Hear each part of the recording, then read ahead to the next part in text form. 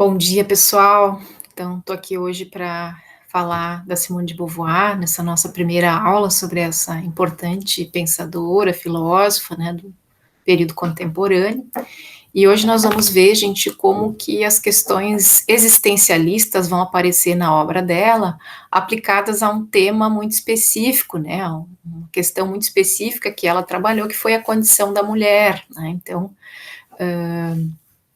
esse vai ser um pouco o foco da Simone de Beauvoir, e eu vou abrir aqui a apresentação para que a gente possa, então, iniciar essa aula.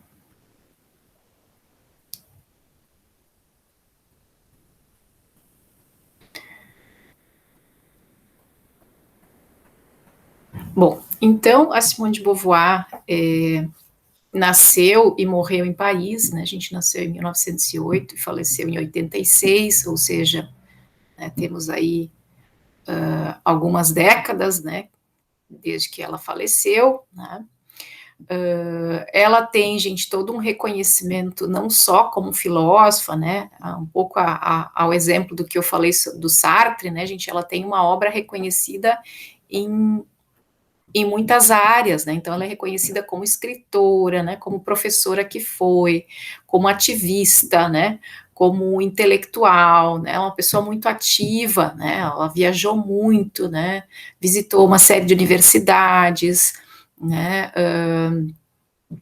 enfim, participou de vários movimentos, de várias mobilizações, né?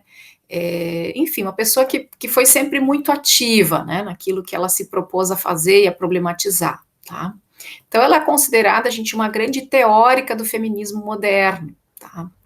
Ela estudou na Sorbonne, né? A Sorbonne, gente, é o braço, digamos assim, das ciências humanas da Universidade de Paris, então é comum a gente ver aí inúmeros pensadores de renome, né, tendo se formado por lá, tendo estudado por lá, e foi assim com a Simone de Beauvoir, né. É lá, gente, que ela conheceu o Sartre, que ela iniciou essa relação dela com o Sartre. Tá? Então, eu não comentei, né, aqui, gente, mas é Simone de Beauvoir, tá? Beauvoir, não é Beauvoir, se escreve Beauvoir, né, gente, mas se diz Beauvoir, tá? Então, vamos treinar aqui para não sair errado no sobrenome dela, tá?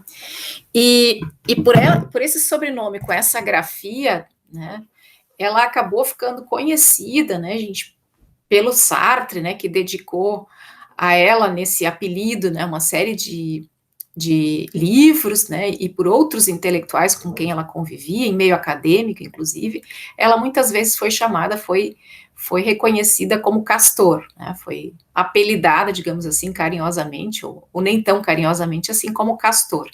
Então, em função dessa proximidade do sobrenome dela, da escrita do sobrenome dela com a palavra castor em inglês, e também por uma característica muito própria dela, né, gente, que sempre foi uma pessoa que produziu muito, né, que escreveu muito, que tinha uma produção acadêmica e intelectual muito intensa, né, aquela história de baixar a cabeça e trabalhar, né, de cavar, de trabalhar, a modo de um castor. Então, por isso ela ficou conhecida, então, como Castor, certo?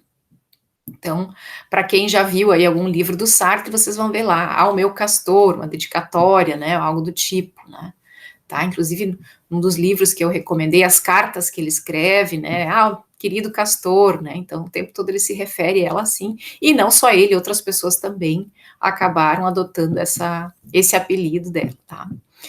Então, ela é autora, gente, de inúmeros livros, né? O mais famoso dele, sem dúvida, é O Segundo Sexo, né? Um livro de bastante volume, na verdade, são 2 volumes, né? Bastante extensos, né, gente? Bastante numerosos, assim, em páginas, né? Mais de uma linguagem, gente, bastante acessível, né? E muito embora o que ela fale ali sejam coisas fortes, coisas críticas que ela faz, coisas pesadas, né, de se ler e tudo mais, é um texto de leitura tranquila, na minha opinião. Então, eu recomendo que vocês busquem ler sobre essa autora, né? Inclusive, gente, nos textos que eu estou indicando para essa aula, tem lá uma série de trechos que eu extraí desse livro, né? Então, para vocês já terem contato com essa escrita da Simone de Beauvoir. E além desse livro, ela escreveu outros, né? Talvez os mais famosos sejam Os Mandarins e A Convidada. Tá? Bom, então, a Simone de Beauvoir, ela parte de uma pergunta, né, gente, de uma questão, né? O que é uma mulher, né? E por que ela se coloca essa questão, né, gente? Porque, como boa existencialista que é, né, gente, ela parte da ideia de que não há uma essência nesse termo, né? Não há uma substância na palavra mulher que defina necessariamente o que é ser uma mulher, ou como uma mulher tem que se expressar, como ela tem que se comportar, né? Que não defina esse ser mulher, tá? Por que ela diz isso, né? Porque, segundo ela, todo comportamento da mulher é resultado de uma situação em que ela se encontra, que, portanto, não deveria ser determinado, não deveria ser resultado de um padrão que se impõe a nós, tá? Por quê? Justamente porque não há, ou não deveria haver uma feminilidade definida, né, gente? Um jeito único, um jeito trilhado que a mulher tem que seguir para que ela seja reconhecida como mulher, né? Isso deveria resultar de uma escolha da mulher, né? De um comportamento que ela resolve seguir ou não por escolha própria, né? Então, toda a argumentação dela vai no sentido de dizer que a mulher não é um conteúdo, né? Não é uma palavra que carrega, né, uma substância, uma essência, um jeito de ser cristalizado, né? É apenas uma definição, assim como qualquer outra, assim como homem, ser humano, né? Tá? E que não deveria, então, trazer toda essa carga de conteúdo, todo esse, né, esses modos de ser que estão atrelados ao termo mulher e que oprimem, digamos assim, a mulher a seguir um determinado padrão de comportamento, tá? Então, para ela, né, se perguntar sobre o que é uma mulher, de certa forma, já expõe o problema, né? Por quê? Porque é um tipo de pergunta, gente, que não está colocada para o homem, né? Para o homem não se problematiza a situação específica do ser homem. O que é ser um homem? Isso já está contemplado na problematização genérica que se coloca quando a gente questiona, por exemplo, qual é a condição humana, né? Quando a gente se pergunta qual é a condição humana, o ser do homem já está contemplado nessa questão. Agora, a condição da mulher nos parece que é algo específico, que é algo que diverge, né, dessa condição genérica que a gente tem para o ser humano, né? Então, problematizar a condição da mulher já é um sinal de que existe uma certa diferença entre ser mulher e ser homem, né? Tá? Então é isso que ela vai dizer, olha, homens não escreveriam livros sobre a sua situação singular, né? Homens não escreveriam um livro de, olha, o drama de ser um homem, o que é ser um homem, né? Claro, né, gente, ela está falando isso lá em 49, né? Então, vamos pensar que de lá para cá muitas coisas mudaram, né, gente? Talvez isso hoje se coloque, né? Talvez a gente tenha textos que vão nessa linha, né? Mas o que ela está querendo dizer é que a mulher ela tem uma condição muito específica que não está dada ao homem, né? Tem uma diferença aí, tá? Bom, então ela está denunciando, gente, uma diferença muito grande que há entre a condição do homem e a condição da mulher, né? Entre o ser homem e o ser mulher. Não há aí uma reciprocidade, não há aí uma equalização, né? Tem aí uma diferença muito grande, tá? A mulher não tem o mesmo status do homem, é isso que ela está querendo dizer, tá? Então ela vai dizer que o homem, gente, ele é tomado, né, como o positivo e o neutro, né? Como se ele fosse a referência, o parâmetro, e a mulher fosse o negativo, aquilo que é o não homem, né? Isso, gente, isso está presente de inúmeras formas na nossa sociedade, mas muito fortemente na linguagem, por exemplo, né? Então a gente usa o termo homem para designar ser humano de um modo geral, né? Quando eu digo ser humano, né? Ou quando eu digo homem, eu sei que todos os indivíduos, em tese, estão incluídos nesse termo, inclusive a mulher, né? Tá? Então é como se o homem fosse assim a nossa referência, né? Fosse, né? O parâmetro, né? E a mulher é o que difere do homem, é o que não é o homem, né? Tá? É o ser humano castrado, né? Tá? Então, isso revela, né, gente, o quanto que historicamente a mulher sempre esteve subordinada ao homem, o quanto que o homem sempre ocupou um status diferente, de destaque, né, que a mulher não teve, né? E isso aparece, gente, em inúmeras textos, em inúmeras expressões de filósofos, de intelectuais, nas explicações bíblicas, na história que é narrada, né? Isso sempre está presente, isso sempre esteve presente, né? Tá? Então, por exemplo, né, para falar de alguns filósofos, o Aristóteles afirmava que a mulher tinha carência de qualidades, né? Falta de atributos, né? E que por isso ela seria, assim, teria uma importância secundária em relação ao homem, né? Diversos outros filósofos tentavam denunciar ou colocar a mulher nessa condição de ser quem pensa menos, digamos assim, ou quem está mais sujeita à questão da instabilidade de humor, né? Ou quem tende a levar o homem para o mau caminho, né? A mulher como quem perturba o homem, né? Tá? O Tomás de Aquino, por exemplo, afirmava que a mulher era o ser não essencial, tá? Então aqui também uma desvalorização da mulher. Isso vai totalmente de encontro, né, gente, com as explicações bíblicas, né, que vão dizer que a mulher foi criada a partir da costela do Adão, né, Eva foi criada a partir da costela de Adão.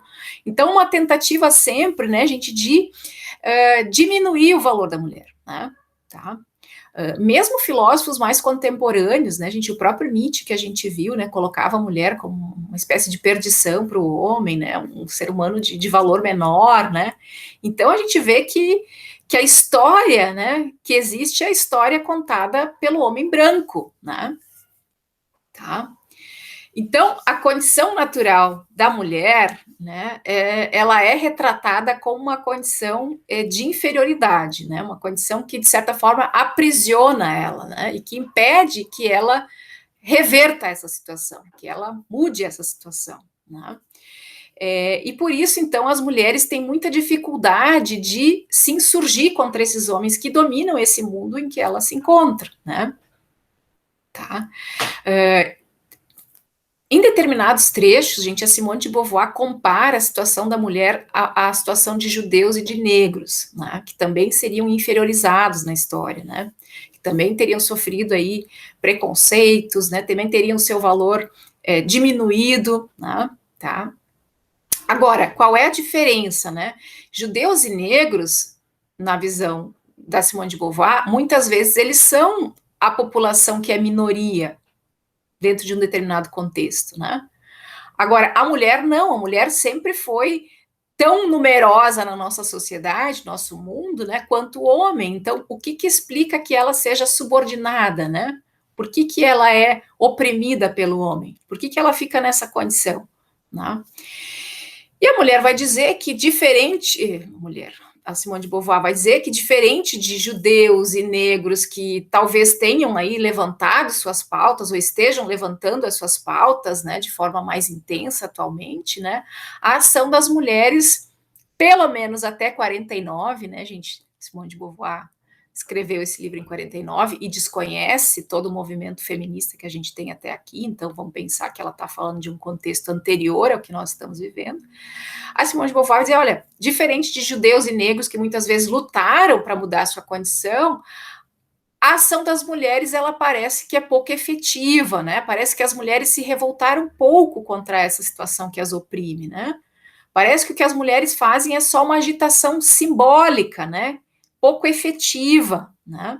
E com isso, gente, ela não está querendo, obviamente, culpar as mulheres por isso, né? Vocês são culpadas, né, pela condição que vocês se encontram, né? Isso seria culpabilizar a vítima. Não é isso que ela está falando, tá, gente? Mas ela está apontando aqui toda uma situação, né, em que a mulher ela meio que se resigna, né, com aquilo que ela recebe do homem, né? As mulheres só ganharam dos homens aquilo que eles concordaram em conceder. Então é uma luta assim inglória para a mulher, né? Ela fica ali numa situação em que ela meio que se submete sem lutar muito, né? Para mudar isso. Tá? A Simone de Beauvoir vai dizer que a necessidade biológica do homem, né? Necessidades enfim, sexuais, né, e tudo mais, que colocam, de certa forma, o macho sob a dependência da mulher, isso não serviu para libertar a mulher socialmente, para torná-la independente, né, tá? Muito pelo contrário, né, ela foi justamente restringida da sua liberdade social para que pudesse atender essas necessidades do homem, né? É justamente para poder cuidar do marido, né? Para cuidar da casa, né? Para estar disponível para esse marido que a mulher historicamente foi colocada nesse papel de ficar em casa, né? De cuidados domésticos, de cuidar dos filhos, né? Tá? E isso, gente, muito embora assim tenha havido uma evolução de lá para cá, né, gente? Isso segue sendo problema até hoje, né? E mesmo em locais, em países, a grande maioria hoje, né, dos países, mulheres e homens têm direitos civis iguais, né? Mas, gente, na prática, os costumes, a cultura, os hábitos impedem que se tenha uma expressão concreta desses direitos iguais. Né? Quer dizer, na teoria, nas constituições, nas legislações, homens e mulheres têm direitos iguais. Na prática, a gente sabe que não é bem assim, né? Tá? Inclusive, né, gente, mesmo quando homens e mulheres têm aí igualdade de condições, vamos dizer assim, a mesma formação, né, a mesma experiência, né,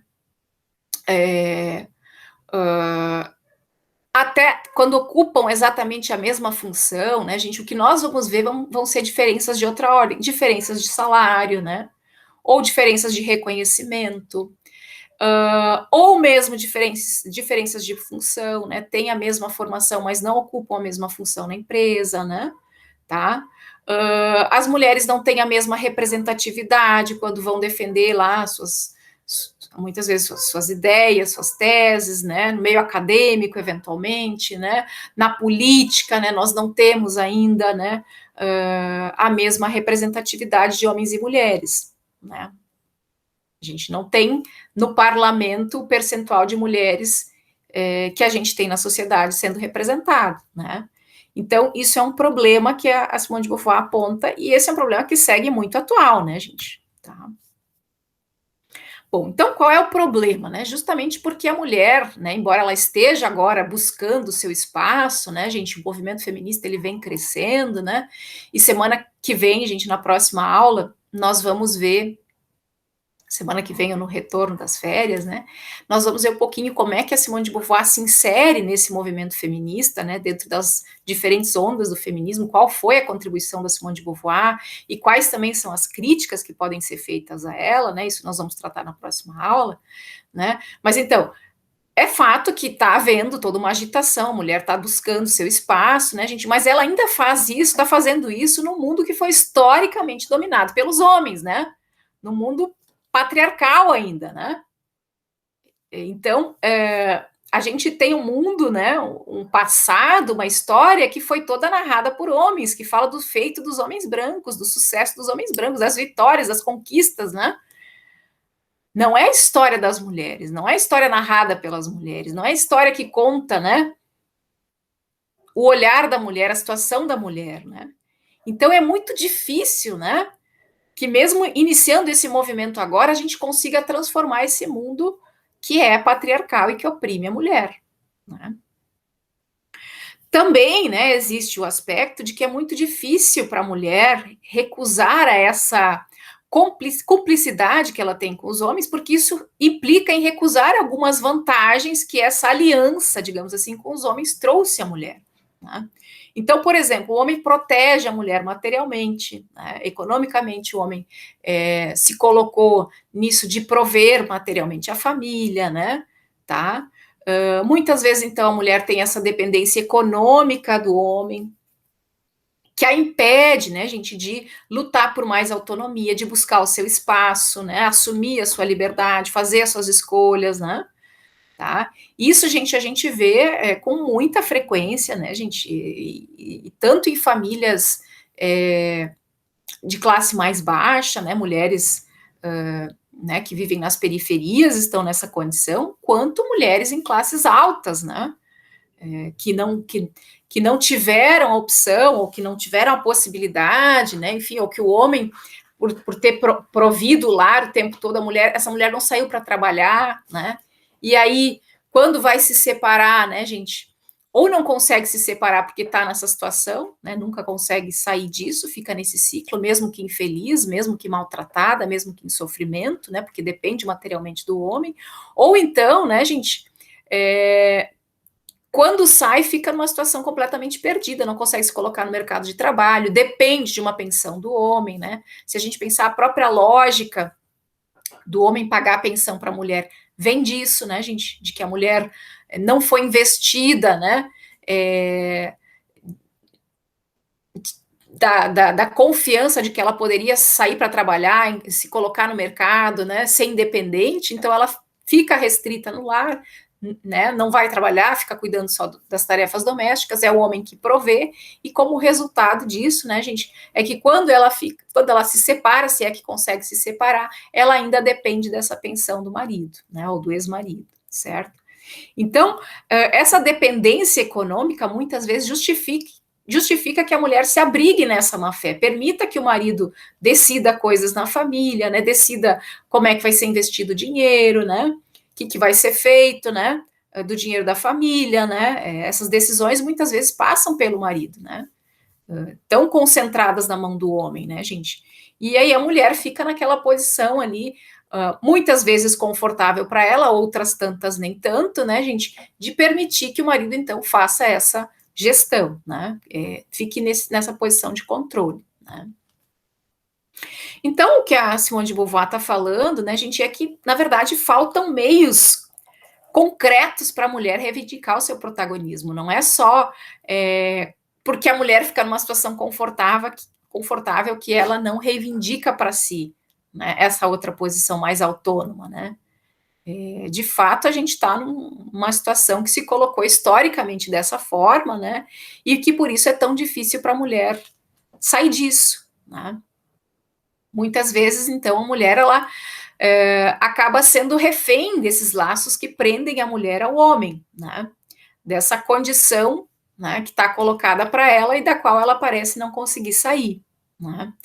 Então ela acaba aceitando, né, aquilo que está sendo imposto para ela em termos de padrão de comportamento, em termos de padrão social, de papel que ela tem que desempenhar, como se fosse um destino, como se fosse algo do qual ela não pudesse sair, né, como se fosse algo do qual ela não pudesse se libertar, né. Bom, então a Simone de Beauvoir tem uma frase muito conhecida, né, gente, que é não se nasce mulher, torna-se mulher, né? Então aqui o tornar-se ele significa, né, a passagem de um estado a outro, né? O processo pelo qual eu me transformo em alguma coisa diferente da que eu sou hoje, né?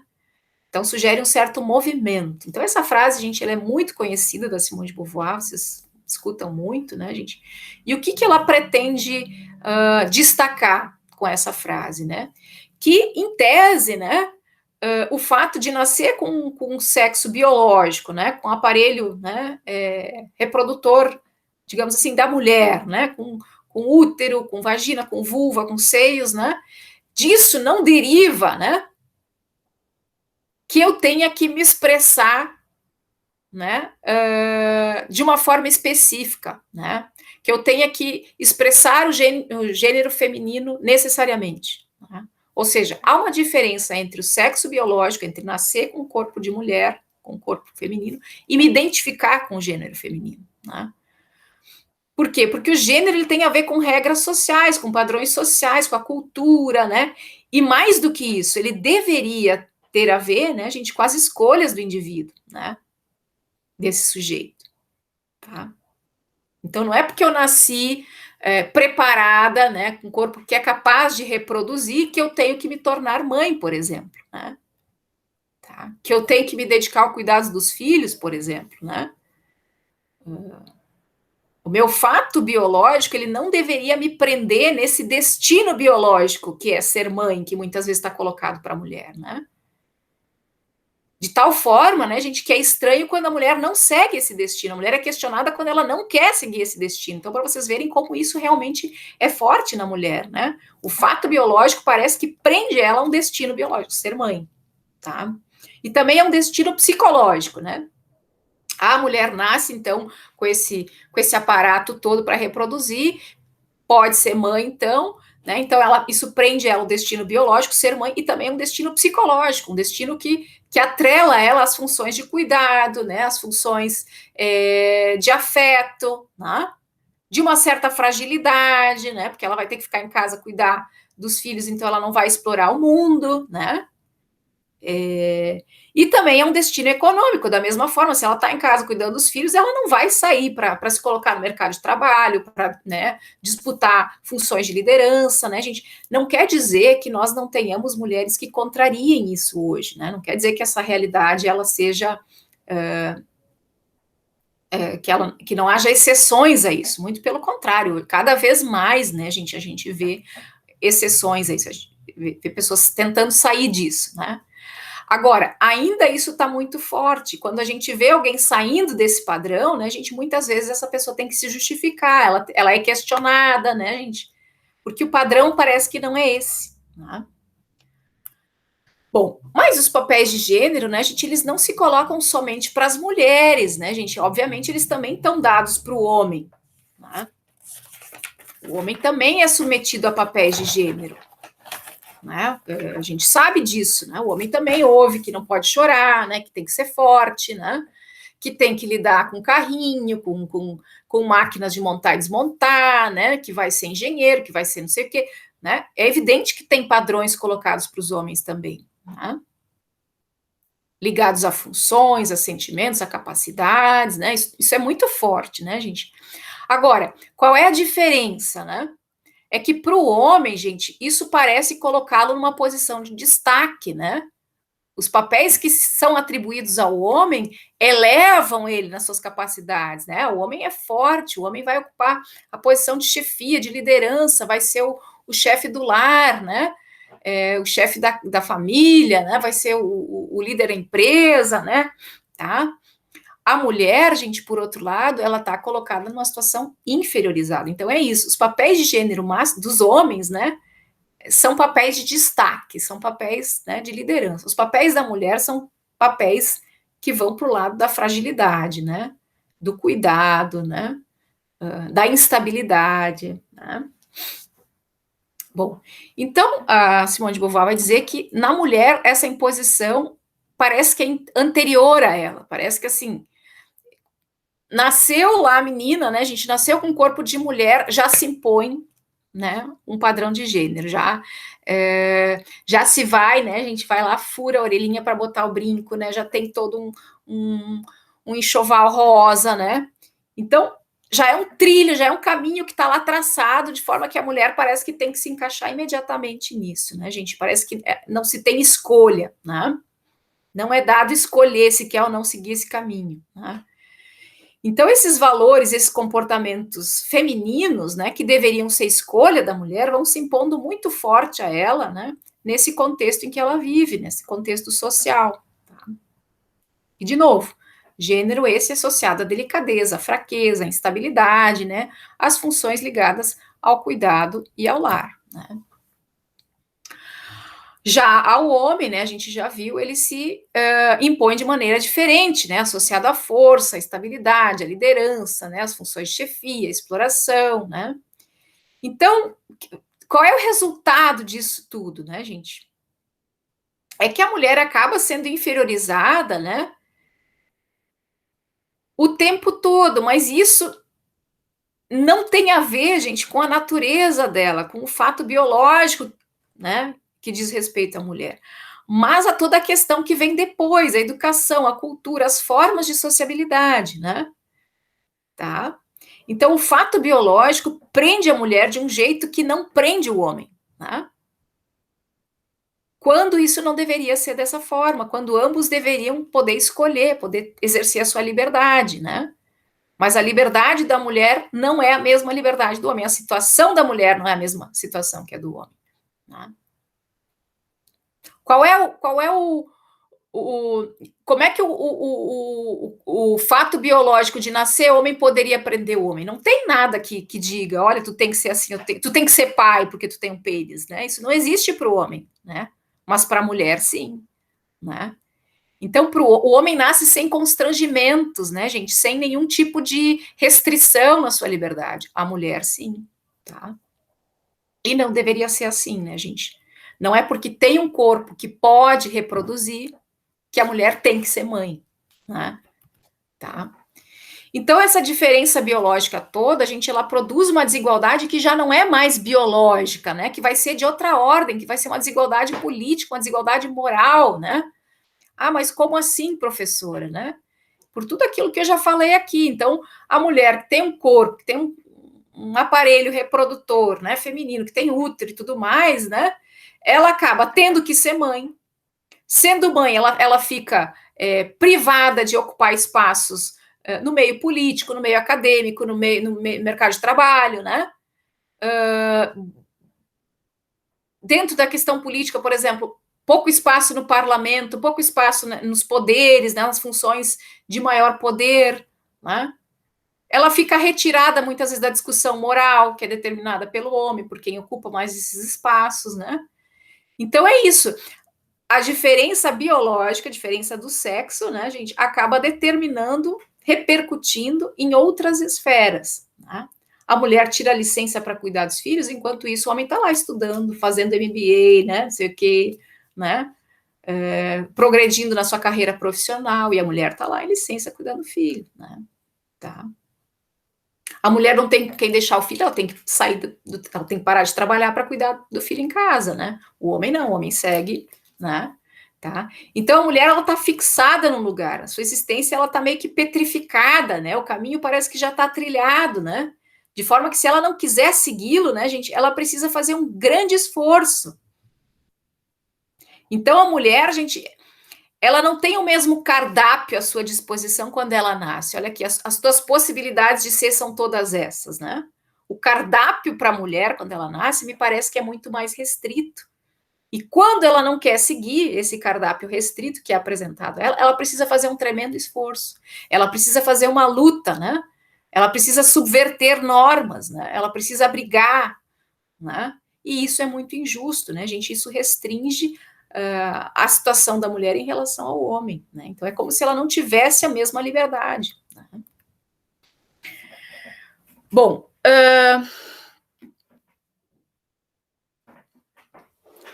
eu até usei, né, um exemplo uma das primeiras aulas sobre existencialismo, né, que eu acho que se aplica aqui para a gente pensar essa situação da mulher, né, gente? É como se a mulher tivesse mais próxima daquela situação com o revólver na cabeça, né? Tá? Não é tão radical, digamos assim, né? A situação da mulher não coloca ela diante de tão poucas possibilidades de escolha, é verdade, né? Mas é muito mais próximo a isso do que o homem, por exemplo. O homem não tem, parece, constrangimento algum para realizar suas escolhas, né? Em relação ao sexo, em relação ao gênero, né? Já a mulher tem essas questões todas, né? Bom, então, em relação ao legado da Beauvoir, aquilo que fica, né, ela vai ser muito criticada, né, a gente, por ainda ficar muito presa ao binarismo dos corpos, a essa visão binária, homem e mulher, né, gênero feminino e masculino, né. Claro, né, gente, vamos pensar que essa discussão dela, para a época, né, ainda que hoje a gente reconheça que está um pouco ultrapassada, para a época foi um passo importante, né, foi uma contribuição de muito valor. Né, todas essas reflexões que ela fez sobre desnaturalizar o gênero, né, foi um primeiro passo que precisou ser dado para que viesse toda a discussão que veio depois, né? Então é só porque ela falou daquelas coisas naquela época que depois disso surgiram, né, uma série de desdobramentos dessas teorias, desses estudos de gênero, que hoje nos permitem criticar essa visão da Simone de Beauvoir como uma visão já bastante limitada, né? Então, hoje em dia, a gente tem aí, com a Judith Butler e uma série de outras teóricas, né, teorias que vão falar que em performance de gênero, que mesmo o fato biológico ele é passível de interpretação, de construção social, né, essa questão do sexo, né, pode ser discutida, que isso também, né, é dada num contexto social de leitura desse corpo, de interpretação desse corpo, né? Tá? Então tem aí uma série de críticas que a gente pode fazer a Simone de Beauvoir, né? Mas não se pode deixar de reconhecer que o debate que ela provocou sobre essa diferença sexual e de como isso vai se converter numa estrutura hierárquica, né? Que oprime a mulher, que coloca o homem, né, como dominador, em escolas, em empresas, nas famílias, né? Isso foi muito importante, né, gente? E do quanto que a mulher precisa poder ultrapassar essa situação, né? Precisa poder estar consciente disso, olhar para essa sua situação, conhecer a sua situação, para a partir disso tentar superá-la, né, gente? Num processo que não é um processo simples, num processo que não é um processo rápido, mas num processo que precisa ser iniciado, né, gente? E que precisa contar, inclusive, com a participação do homem. Os homens também precisam reconhecer isso para que a gente possa superar essa condição de opressão. Tá? Gente, em relação a Simone de Beauvoir, então, acho que seria isso, né? Eu gostaria, então, de me despedir aqui e desejar para vocês uma boa semana, né, gente? E nos vemos na próxima aula, quando justamente, né, eu vou falar sobre essa questão da participação, da contribuição da Simone de Beauvoir especificamente para o movimento feminista, tá? E também trazer algumas críticas a ela. Certo, gente? Obrigada. Tchau, tchau.